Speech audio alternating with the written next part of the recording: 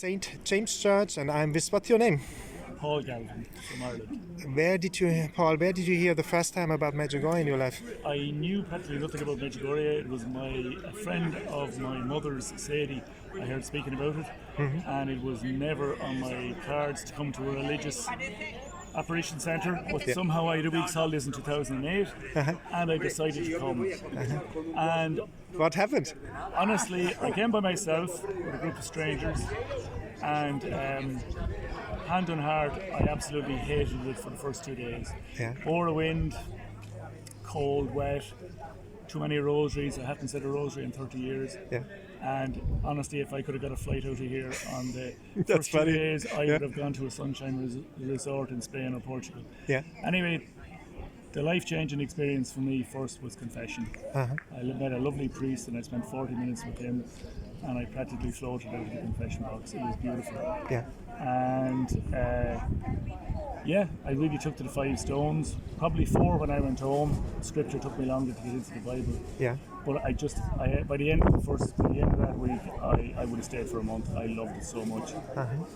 And I know everybody has their own special experience, but I had a lovely experience at the end of the week at the top of Cross Mountain. I was up there on my own, and I had spent some time up there, and just before I was to come down, I just went to the cross and I put my hands on it and my forehead on the cross, and I just said, Jesus and Mary, I really love you. And I felt in my heart them saying to me, and we love you so much.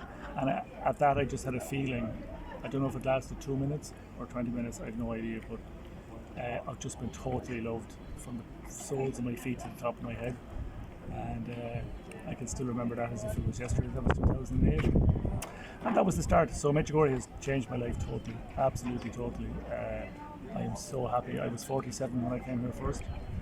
And as I often say, my only problem with Our Lady is that she didn't bring me here 25 years sooner. I think the same. I could have saved myself an awful lot of hardship and heartache. So it's changed my life completely, Now my life, I've sold my business. My life now is about a prayer meeting in my house every week. I bring groups to Medjugorje twice a year, and I hope to bring a group this year to the Youth Festival. And I'm involved in charity Mary's Meals as well. So my life is a joy now, and it's down to 2 things, 2 words, Jesus and Mary. And I would just say to anybody, I was wrapped up in all material things, and I was very lucky. I was very, very blessed in business, and I made lots of money. But I had that empty hole inside of me. I didn't know it at the time.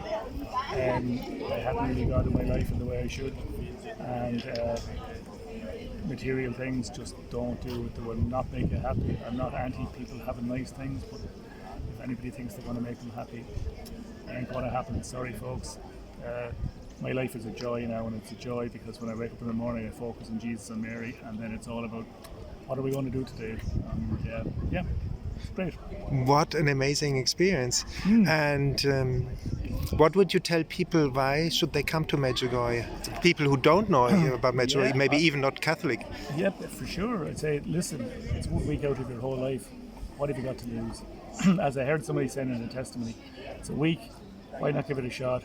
And just leave yourself open to the possibility that God exists. That's all. You don't have to come here and do anything. Just come and experience it. Just come with an open mind, that's all.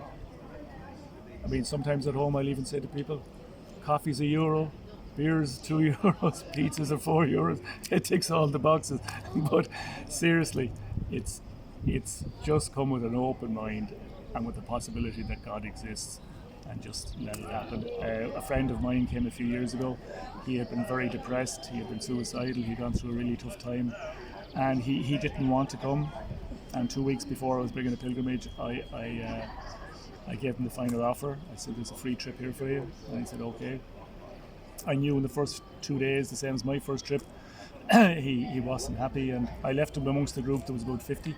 And on the middle of the week, the Thursday, he asked me, would he meet me for a cup of coffee?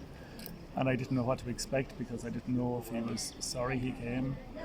And his comment to me was, he said, including my decision to get married, this is the top 3 best decisions I ever made in my entire life. And I just spoke to him on the phone the other day. His life has turned around. He still has his financial problems and worries, but as I said, the change for him was actually, and I'll finish on this, the change for him was I said, what made the difference? And he said, I was just wandering around here, and I just said, Our Lady, I don't know if you even exist, but if you are here, I need you so badly. And he said it was like a warm blanket been wrapped around him. And he said just from that on, he just knew, Our Lady has things covered for me. And he's a much happier man now than he was. Wow, unbelievable. So give it a chance, come to Medjugorje, no? Give it a chance, come to Medjugorje. It's a week in your whole life. What have you got to lose? Look at the sunshine. Get a tan. Thank you for that beautiful interview. Not at all. You're welcome.